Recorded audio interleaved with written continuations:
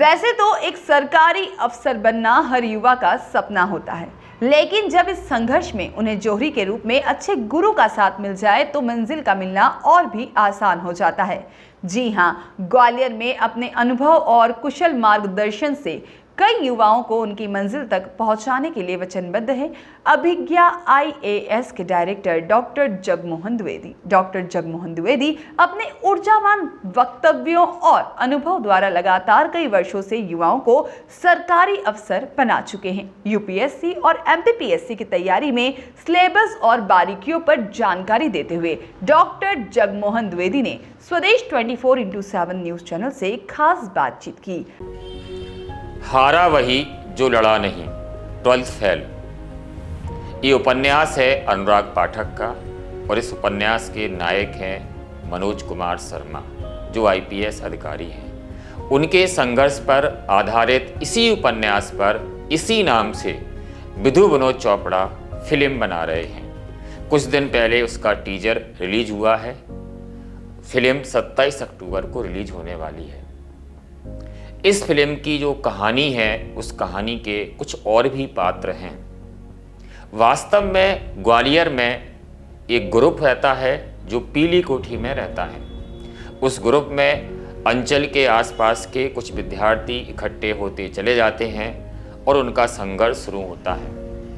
वे विद्यार्थी, कोई IAS बनता है, कोई IPS बनता है, कोई स्टेट सर्विस में असिस्टेंट कमिश्नर बनता है, सेल टैक्स ऑफिसर बनता है, डिप्टी रजिस्ट्रार बनता है, ऐसे कई सारे पदों पर पहुंचते हैं। लगभग 15 से अधिक विद्यार्थी एक साथ एक ही ग्रुप के चयनित होते हैं। इसी ग्रुप से एक हीरा निकलता है। वो हीरा है मनोज शर्मा, जिसने ग्वालियर चंबल अंचल को पूरे देश में गौरवान्वित किया है। उसी पर विधु विनोद चोपड़ा जैसे व्यक्ति फिल्म बना रहे हैं। वो फिल्म 27 अक्टूबर को रिलीज होने वाली है। जो विद्यार्थी सिविल सेवा परीक्षा की तैयारी कर रहे हैं, उनके लिए ये फिल्म और ये उपन्यास दोनों ही प्रेरणादायक हैं। अगर आप इनको पढ़ते हैं, समझते हैं, देखते हैं तो निश्चित रूप से आपको अपनी प्रतिभा का एहसास होगा और आप में वो टैलेंट और क्षमता है कि आप भी इसी प्रकार से नए नए कीर्तिमान स्थापित कर सकते हैं। जो मौजूद हैं अभिज्ञा IAS में, जहाँ हम बात करें डॉक्टर जगमोहन द्विवेदी से, जो कि डायरेक्टर हैं अभिज्ञा IAS के, और इन्होंने कई सारे डिप्टी कलेक्टर, DSP और साथ ही प्रशासनिक अधिकारी दिए। आइए हम जानते हैं UPSC क्या होता है, PSC क्या होता है, क्या एक छोटा सा डिफरेंस है, और बच्चे जो नर्वस होते हैं अक्सर एग्जाम के टाइम पे या मेंस में, प्री मेंस में, क्या वो प्रॉब्लम्स होती है और क्या वो सॉल्यूशंस होते हैं जिनको लेके ये बच्चे आगे बढ़ते हैं। और आज प्रशासनिक अधिकारी इनके कई सारे बच्चे मध्य प्रदेश और राष्ट्रीय स्तर पर भी देखने को मिल रहे हैं। सर, आपका बहुत बहुत स्वागत है स्वदेश 24। धन्यवाद। PSC और UPSC की तैयारी में जो इसका पैटर्न है एग्ज़ाम को, उस पैटर्न को अगर अपन ध्यान में देखें तो ये 3 लेवल पर एग्ज़ाम होता है, प्रीलिम्स, मेंस और इंटरव्यू। इसकी जो तैयारी है वह तीनों लेवल की तैयारी एक साथ होती है। जनरली अपने यहाँ बच्चा क्या करता है ग्वालियर चंबल संभाग में, वो प्रीलिम्स पढ़ता है, वो गलत तरीका है। उसको सबसे पहले मेंस की तैयारी शुरू करना चाहिए, क्योंकि मेंस की तैयारी करने में टाइम लगता है। मेंस में जो राइटिंग स्किल है डेवलप होने में टाइम लगता है, कॉन्सेप्ट डेवलप होने में टाइम लगता है। तो इसके साथ साथ एक और इम्पॉर्टेंट बात है कि इस एग्ज़ाम में अगर आपको सिलेक्ट होना है विद इन टाइम, तो एक अपने आप में एक स्टडी तैयार करनी होती है। स्टडी के साथ साथ एक मेंटर की रिक्वायरमेंट होती है। वो मेंटर आपकी सारी चीज़ों को देखता रहे, आप कैसे पढ़ रहे हो, क्या पढ़ रहे हो। जब से ऑनलाइन सिस्टम आया है तब से एक बहुत बड़ी प्रॉब्लम या चैलेंज स्टूडेंट के सामने आ गया है। वो चैलेंज ये है कि बहुत सारा कंटेंट अवेलेबल है, उस कंटेंट की प्रामाणिकता क्या है, ये महत्वपूर्ण बात है। सर, मेरा एक सवाल ये है कि आजकल स्टूडेंट बहुत सारे जो ऑनलाइन क्लासेस ज्वाइन कर रहे हैं और ऑनलाइन क्लासेस ज्वाइन करने के चक्कर में थ्योरिकल और वो कहीं ना कहीं प्रैक्टिकल को मिस कर रहे हैं। आप क्या मानते हैं कि यूट्यूब पर जो बहुत सारे क्लासेस जा रहे हैं, कई सारे ऐसे सब्जेक्ट और सही सिलेबस आ गए जिनसे लोग चैलेंज करें कि आप UPSC PSC करें, क्या ये वास्तव में बच्चों के लिए फ़ायदेमंद या नुकसानदायक है? देखो, सिविल सर्विस का जो एग्ज़ाम है, उस एग्ज़ाम का पैटर्न ऐसा है कि जिसमें ऑनलाइन सफल होना संभव नहीं है। एक वो हेल्प कर सकता है, लेकिन पूरी तरह से ऑनलाइन तैयारी करके सिविल सर्विस के एग्ज़ाम में सफल नहीं हुआ जा सकता है। ये इसका जो मेन एग्ज़ाम है वो है रिटन एग्ज़ाम, मेंस जिसे हम बोलते हैं। उस मेंस में लिखना होता है, राइटिंग स्किल डेवलप करनी होती है। जब तक टीचर आपके लिखे हुए को पढ़ेगा नहीं, वैल्यूएशन नहीं करेगा, उसमें क्या चेंज करने की ज़रूरत, तब तक वो नहीं करेगा, तब तक आप आइडिया नहीं लगा सकते हो कैसे परफॉर्मेंस कर रहा है। और ऑनलाइन में आजकल थोड़ा सा देखेंगे आपके ऑनलाइन में कोई भी अवेलेबल होता है, कोई भी कैसा भी कंटेंट डाल रहा है। उस कारण से ऑनलाइन सिस्टम ने स्टूडेंट के सामने चैलेंज ज़्यादा क्रिएट किए हैं। उन्हें समझ भी नहीं आता कौन सही है कौन गलत अपन ये कहें कि ये कन्फ्यूजन क्रिएट करने वाली जैसी स्थिति पैदा स्टूडेंट्स के लिए हो रही है। एक्चुअली क्या है, ऑनलाइन ने स्टूडेंट के सामने बहुत सारे कन्फ्यूजन क्रिएट कर दिए, जबकि जितने अच्छे तरीके से बच्चा ऑफलाइन पढ़ाई करके सिलेक्ट हो सकता है उतने अच्छे तरीके से नहीं हो सकता। दूसरा क्या होगा कि आज आप लोग देख रहे हो बच्चों में जो स्टूडेंट हैं उनमें कई तरह के डिप्रेशन जैसी प्रॉब्लम क्रिएट हो रही हैं, क्योंकि वो ऑनलाइन पढ़ रहे हैं, टीचर से उनकी कनेक्टिविटी नहीं है। टीचर से कनेक्टिविटी होती है तो टीचर उन्हें मोटिवेट करता है, उनकी जो वीकनेस है उनको अच्छे से संभालता है और पॉजिटिवनेस को आगे बढ़ाता है। वास्तव में टीचर क्या है कि बच्चे को निखारता है, उसके सामने जो स्टूडेंट आता है वो गीली मिट्टी की तरह होता है, वो उसको निखारता है, उसे आकार देता है, एक सही डायरेक्शन में उसका डेवलपमेंट करता है, उसका जो एटीट्यूड है वो पॉजिटिव डायरेक्शन में उसका चेंज करता है। तो जब तक टीचर से कनेक्टिविटी नहीं होगी तब तक पॉसिबल नहीं है। प्राचीन काल में हमारी जो गुरुकुल शिक्षा पद्धति थी, उस गुरुकुल शिक्षा पद्धति में जो विद्यार्थी होता था पूरी समय गुरुकुल के पास रहता था, तो वो गुरु के पास रहता था, उसके हर तरह का डेवलपमेंट आप देखोगे, वो आध्यात्मिक रूप से भी डेवलप होता था, वो भौतिक रूप से भी डेवलप होता था, हर चीज़ में एक उसका जो डेवलपमेंट है प्रॉपर तरीके से होता था। तो गुरु के बिना या उसके समीप रहे बिना सफलता प्राप्त करना या डेवलपमेंट करना सरल तो नहीं है। तो मेरा एक सवाल ये है कि एसएससी क्या है, एमपीपीएससी क्या है और यूपीएससी क्या है, कितना डिफरेंस है इन तीनों चीज़ों में, और प्रशासनिक सेवा में कितना डिफरेंस है? एक्चुअली जैसे फॉर एग्जांपल एसएससी जो है वो एसएससी भी सेंट्रल गवर्नमेंट का इंस्टीट्यूशन है और वो सेंट्रल गवर्नमेंट के क्लास 3 जॉब या उससे नीचे के जॉब है उनके लिए कंपटीशन की तैयारी करवाती है। तो उसमें एग्जीक्यूटिव और नॉन एग्जीक्यूटिव दोनों तरह के पद हैं, पर एसएससी का जो मैक्सिमम आपको पद मिलता है एसएससी तैयारी करने के बाद वो इंस्पेक्टर रैंक का ही मिलता है। और पीएससी की तैयारी करने का फ़ायदा ये है कि जो मिनिमम पद मिलता है तो वो इंस्पेक्टर लेवल का मिलता है। तो पीएससी की भी तैयारी करता है और एसएससी की तैयारी करता है तो पीएससी में उसके पास ऑप्शन ज़्यादा हैं। यूपीएससी दो या एमपीपीएससी दो, एसएससी दो, कंपटीशन में बहुत ज़्यादा डिफरेंस नहीं है, कंपटीशन सब में नेशनल लेवल का ही रहता है। एक आईपीएस जो होता है सर, वो जब ट्रेनी बन के आता है और ये आईएएस जो होता है वो जब ट्रेनी बन के आता है तो एक बाबू की नौकरी से लेके उसको हर प्रकार की ट्रेनिंग दी जाती है और सब डिविजनल ऑफिसर भी बनाया जाता है, एसडीएम भी बनाया जाता है, एसडीओपी भी बनाया जाता है, सीएसपी बनाया जाता है। उसके बाद में बहुत जल्दी उनकी जो रैंक है वो बढ़ते जाती है, जबकि उसी के समकक्ष जो स्टेट कैडर का बंदा होता है वो काफ़ी लंबा एक सफ़र करके उस पोस्ट को अचीव करता है। ऐसा क्यों? यूपीएससी से जो सिलेक्ट होके आते हैं ऑल इंडिया सर्विस में, वहाँ पर ट्रेनिंग का एक सिस्टम है, उसको सैंडविच कोर्स बोलते हैं। सैंडविच कोर्स में पहले उनके जो एकेडमी होती है वहाँ ट्रेनिंग लिया जाता है और फिर फील्ड में आगे ट्रेनिंग लिया जाता है। उसके बाद फील्ड में रहने के बाद फिर एकेडमी में ट्रेनिंग ली जाती है।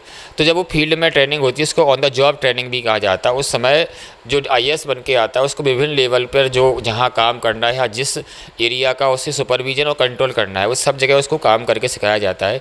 इसलिए वो ग्राउंड लेवल की जो प्रॉब्लम है उसको आइडेंटिफाई कर सके और उस डिस्ट्रिक्ट का अच्छे से परफॉर्म कर सके। एक्चुअली क्या है कि जो यूपीएससी है उसका मानना है कि हम किसी को अगर सिलेक्ट कर रहे हैं तो सिलेक्ट करने के साथ साथ हमें ये देखना है कि उसमें एक ज़िले की जो प्रॉब्लम है उसको सॉल्यूशन निकालने का उसके पास कैपेसिटी है या नहीं है। सर मेरा सवाल अभी भी यही है कि जो यूपीएससी का पर्सन होता है या स्टेट कैडर का जो पर्सन होता है, इनकी जॉब प्रोफाइल में, इनके प्रमोशन प्रोफाइल में काफ़ी लंबा गैप होता है। जो यूपीएससी का बंदा है, चाहे वो आईएएस हो चाहे आईपीएस हो, वो बंदा बहुत जल्दी जो है सीएसपी बन जाता है, एडिशनल एसपी बन जाता है, एसडीएम बन जाता है, अपर कलेक्टर बन जाता है और फिर आगे जाके वो कलेक्टर की कुर्सी पर बैठता है। लेकिन उसी के समकक्ष यदि कोई स्टेट कैडर का बंदा आता है तो उसको 7 से 8 साल 10 साल लग जाते हैं उस कुर्सी पर पहुँचने के लिए। ऐसा क्यों? ऐसा नहीं है। एक्चुअली जो आईएएस में जो सिलेक्ट होता है तो उसका एक ट्रेनिंग फेज ही होता है कि उसे एसडीएम बना रहा है या अपर कलेक्टर बना रहा है या जिला पंचायत सीईओ बना रहा है, ये उसका ट्रेनिंग फेज है बेसिकली। जब उसका ट्रेनिंग फेज कंप्लीट हो जाता है तो उसे जो हमारे यहाँ नियम है इंडिया में कि एक जो यूपीएससी में सिलेक्ट हुआ आईएएस में, वो ट्रेनिंग और फील्ड ट्रेनिंग और इन सब मिलाकर 5 साल में उसको किसी भी जिले का कलेक्टर बनाया जाता है। जबकि स्टेट सर्विस में जो सिलेक्ट होता है तो सिलेक्ट होने के 1 साल के अंदर ही डिप्टी कलेक्टर बना दिया जाता है। तो ऐसा कुछ नहीं है, वो जो उनका प्रोफाइल है, जो क्राइटेरिया, उस क्राइटेरिया के अकॉर्डिंग होता है। हाँ, ये है यूपीएस जो ऑल इंडिया सर्विस में है उनके प्रमोशन फास्ट होते हैं, सिस्टम अलग होता है, उनका कैडर अलग होता है, उनका cadre controlling authority central government होती है। उसकी वजह से कुछ उनके अपने सर्विस कंडीशन और चीज़ें हैं और स्टेट की अपनी है। स्टेट में चेंज देर में होता है और सेंट्रल में चेंज जल्दी होता है। इसका एक कारण ये भी है। सर इसमें कितने साल का डिफरेंस होता है स्टेट कैडर में और नेशनल कैडर में, यूपीएससी में? भाई आप स्टेट कैडर से आप डिप्टी कलेक्टर बनोगे तो स्वाभाविक है आपका प्रमोशन होने में, आप आईएएस अवार्ड होने में लगभग 18 से 20 साल लगते हैं। और यूपीएससी आपने निकाल लिया तो आप सीधे आईएएस बन गए। वैसे तो क्या है कि यूपीएससी और एमपीपीएससी का जो कंपटीशन है उसमें बहुत ज़्यादा डिफरेंस नहीं है, 80% सिलेबस कॉमन है। यूपीएससी में केवल एक ही ऑप्शन सब्जेक्ट है, बाकी एमपी जीएस है दोनों में। तो जीएस एक बहुत बड़ा पार्ट है और जीएस को अगर अच्छे से कोई उसको अडॉप्ट कर लेता है, समझ लेता है, तो ये दोनों कंपटीशन बहुत अच्छे से निकाल भी सकता है और बहुत अच्छा परफॉर्मेंस कर सकता है। मेरा तो मानना है कि बच्चों को MPPSC UPSC दोनों को टारगेट करके तैयारी करनी चाहिए। मतलब कि आप सीधे तौर पर ये चैलेंज कर सकते हैं कि जो बच्चा अच्छा पढ़ाई करता है, अच्छी स्टडी करता है, वो बच्चा अगर MPPSC की तैयारी करा तो उसे UPSC की तैयारी भी करनी चाहिए और UPSC का एग्जाम देना चाहिए। बिल्कुल देना ही चाहिए। और बहुत सारे लोग हमारे साथ, जो हम लोग जब तैयारी कर रहे हैं तो कई सारे लोग ऐसे थे, उन्हें शुरू में स्टेट PSC की तैयारी शुरू की और स्टेट PSC के जब तैयारी की और वहाँ स्टेट PSC में जगह नहीं निकली तो UPSC दिया और UPSC में सिलेक्ट हुए, IAS IPS बने। बहुत सारे लोग हमारे साथ के हैं, ऐसा हम देख भी रहे हैं।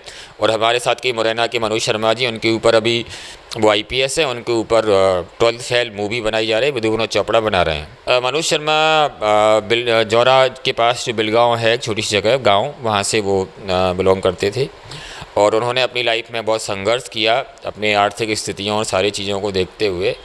वो संघर्ष करने के बाद वो 12वीं तक पढ़े, 12वीं में वो फेल हो गए, 12th में फेल होने के बाद फिर उन्होंने दोबारा से 12th दिया, 12th करने के बाद BA किया और MA किया, नेट निकाला, PhD भी की और साथ में UPSC की तैयारी की और UPSC में सिलेक्ट हुए, IPS बने महाराष्ट्र कैडर के। सर मेरा एक सवाल है, अभिज्ञा IAS एक्चुअल में है क्या? अभिज्ञा क्या है और IAS क्या है? ये तो हमारी संस्था का नाम है, अभिज्ञा IAS। अभिज्ञा IAS ही क्यों सर?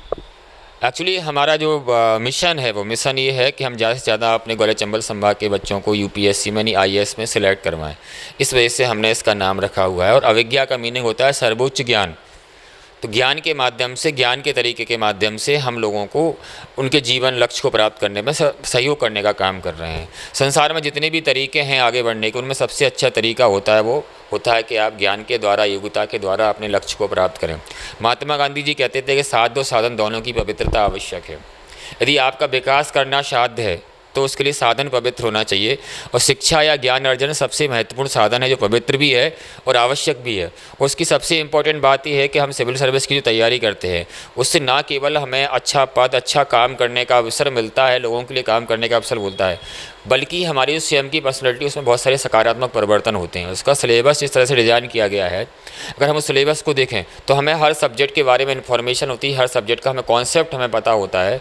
तो खुद के अंदर एक पॉजिटिव डायमेंशन में एक डेवलपमेंट होता है, चीज़ों का एक सेंस डेवलप होता है। एक जो कॉम्पिटिटर होता है सिविल सर्विस का, उसके अंदर हर तरह का सेंस होता है। वो पॉलिटिकल सेंस भी समझता है, वो सोशल सेंस भी समझता है, वो इकोनॉमिक सेंस भी समझता है, वो कल्चरल सेंस भी समझता है। तो एक सही डायरेक्शन में उसका डेवलपमेंट होता है।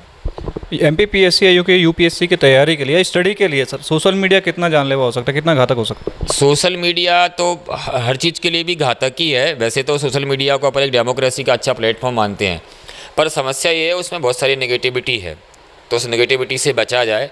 हर चीज़ की देखो अपने पॉजिटिव नेगेटिव हैं, पर एक कॉम्पिटिटर के लिए सोशल मीडिया ज़्यादा पॉजिटिव नहीं है, नेगेटिव अधिक है। मेरा अपना मानना है उस पर टाइम वेस्ट ही होता है। तो जब तक वो सिलेक्ट नहीं हो जाए तब तक सोशल मीडिया से दूर रहे, उसके बाद उसकी जो आवश्यकता है उसके अनुसार यूज करें।